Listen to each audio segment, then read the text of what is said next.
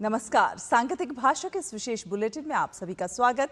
आपके साथ मैं हूं शहला निगार और मेरे साथ है मेरी सहयोगी मनीषा, जो साइन लैंग्वेज में आप तक खबरों को पहुंचा रही हैं। शुरुआत करेंगे हेडलाइंस के साथ। विदेश मंत्री डॉक्टर एस जयशंकर आज से सिंगापुर और चीन के दौरे पर। चीन में एससीओ देशों के विदेश मंत्रियों के सम्मेलन में लेंगे भाग।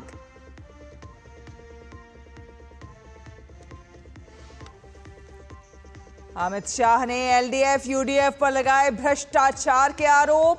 भाजपा के मिशन केरल के तहत विकसित केरलम का लोगो किया जारी।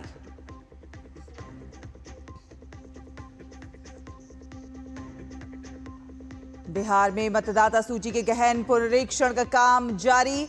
चुनाव आयोग ने कहा 80.11% मतदाता के गणना फॉर्म हुए जमा।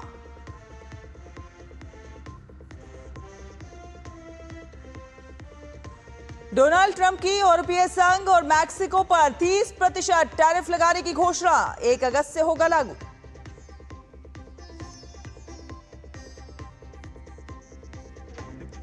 विंबलडन में इगा श्वांतेक ने जीता महिला एकल का खिताब। पुरुष एकल में कार्लोस अल्कारेज और सिनर के बीच खिताबी भिड़ंत आज। अब खबरों को विस्तार से देख लेते हैं। विदेश मंत्री डॉक्टर एस जयशंकर आज से सिंगापुर और चीन की यात्रा पर रहेंगे। जयशंकर दोनों देशों के बीच नियमित कूटनीतिक संवाद के जरिए सिंगापुर के विदेश मंत्री और अन्य नेताओं के साथ द्विपक्षीय संबंधों पर चर्चा करेंगे। इस दौरान आर्थिक सहयोग, व्यापारिक संबंध, प्रौद्योगिकी और रणनीतिक साझेदारी जैसे विषयों पर बातचीत हो सकती है। इसके अलावा विदेश मंत्री चीन के तियानजिन शहर जाएंगे, जहां पर वे शंघाई सहयोग संगठन के विदेश मंत्रियों की बैठक में भाग लेंगे। एससीओ की बैठक क्षेत्रीय शांति, सुरक्षा, संपर्क और विकास जैसे मुद्दों पर सहयोग बढ़ाने के मकसद से आयोजित की जा रही है। विदेश मंत्री डॉक्टर एस जयशंकर इस बैठक के इतर शंघाई सहयोग संगठन के सदस्य देशों के विदेश मंत्रियों के साथ द्विपक्षीय वार्ताएं भी करेंगे। केंद्रीय गृह मंत्री अमित शाह ने केरल की मौजूदा सरकार पर हमला बोला है। उन्होंने यूडीएफ और एलडीएफ पर केरल को लूटने का आरोप लगाया है और अगली बार बीजेपी को जिताने की बात कही है। अमित शाह ने बीजेपी के नए कार्यालय का उद्घाटन किया तो बीजेपी कार्यकर्ताओं को जीत का मंत्र भी दिया। विकसित केरलम सम्मेलन को संबोधित करते हुए केंद्रीय गृह मंत्री ने कहा कि विकसित भारत की संकल्पना केवल एक विकसित केरल से ही संभव है। कार्यक्रमों की कड़ी में गृह मंत्री ने तिरुवनंतपुरम में भाजपा की केरल इकाई के नवनिर्मित मुख्यालय का उद्घाटन किया।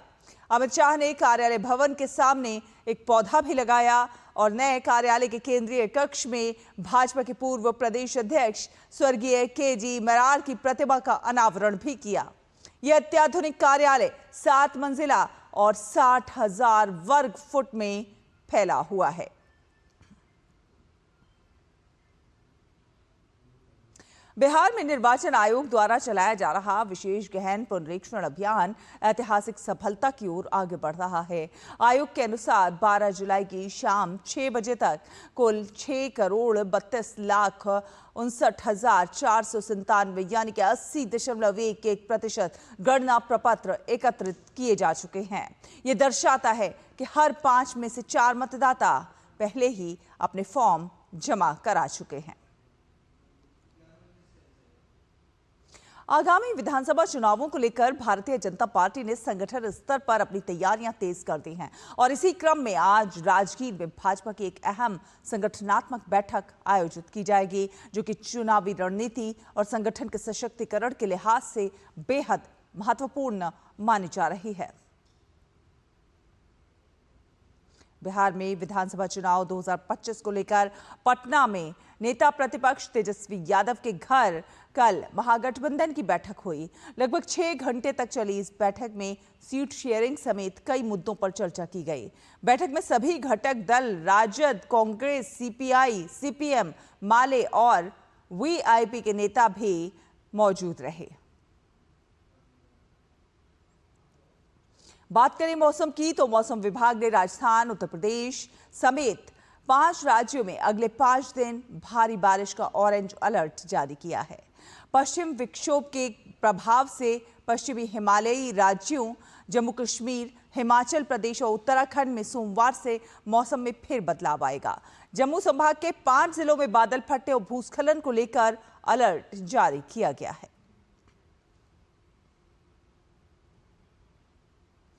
और अंतर्राष्ट्रीय खबरों में अमेरिका के राष्ट्रपति डोनाल्ड ट्रंप ने यूरोपीय संघ और मैक्सिको पर 30% टैरिफ लगाने की घोषणा की है।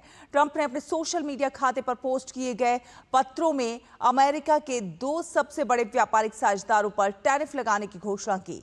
ये टैरिफ 1 अगस्त से प्रभावी होगा। बात करें खेल की तो पोलैंड की इगा श्वांतेक ने विंबलडन 2025 का महिला एकल खिताब जीत लिया है। 8वीं वरीयता प्राप्त श्वांतेक ने सेंटर कोर्ट पर खेले गए फाइनल में अमेरिका की अमांडा अनिसिमोवा को सीधे सेट्स में 6-0, 6-0 से हराकर अपना पहला विंबलडन खिताब जीता। विंबलडन के तीसरे ग्रैंड स्लैम विंबलडन 2025 के पुरुष एकल के फाइनल में विश्व नंबर 1 यानिक सिनर और गत विजेता कार्लोस अल्कराज से होगा। कार्लोस अल्कराज विंबलडन फाइनल में खिताबी हैट्रिक पूरी करने के इरादे से उतरेंगे। लॉर्ड्स टेस्ट के चौथे दिन आज इंग्लैंड अपनी दूसरी पारी के स्कोर बिना नुकसान के 2 रन पर अपनी पारी आगे खेलेगा। कल तीसरे दिन भारतीय टीम 387 रन पर ऑल आउट हुई। इंग्लैंड ने भी पहली पारी में 387 रन बनाए थे। फिर दूसरी पारी में इंग्लैंड ने 2 रन बनाए। जैक क्रॉली और बेन डकेट क्रीज पर मौजूद हैं। और भारतीय महिला क्रिकेट टीम को बर्मिंघम के एजबेस्टन में सीरीज के 5वें और अंतिम मैच में इंग्लैंड से 5 विकेट से हार का सामना करना पड़ा है। इंग्लैंड की महिला टीम ने आखिरी गेंद में 168 रन का लक्ष्य पूरा किया। भारत ने 5 मैच की T20 सीरीज 3-2 से जीती। इसी के साथ सांकेतिक भाषा के इस विशेष बुलेटिन में फिलहाल इतना ही। मुझे, मनीषा को और हमारी पूरी टीम को दीजिए अनुमति। नमस्कार।